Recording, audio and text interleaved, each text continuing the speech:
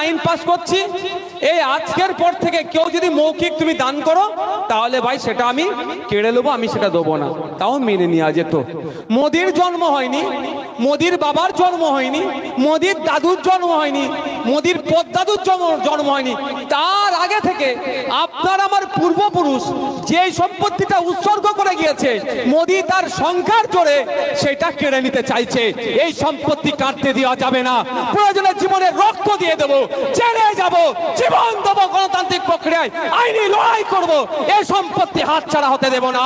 যেখানে আমার বাপ শুয়ে আছে, আমার দাদু শুয়ে আছে, আমার পদ্দাদু শুয়ে আছে, সেই কবরের উপরে এদের আমোদ প্রমোদের জায়গা, এদের মদের ভাটিখানা আমরা কোনো মতেই করতে দেব না। আর আমি আন্দোলন করব, আমাদেরকে যারা দিল্লি যাওয়ার নিদান দেবে, সামনে 2026 সাল আসছে, তাদেরকে আমরা বুঝিয়ে দেব এই মোদির বন্ধুকেও আমরা দিল্লিতে পাঠিয়ে দেব। হবে তো নাকি?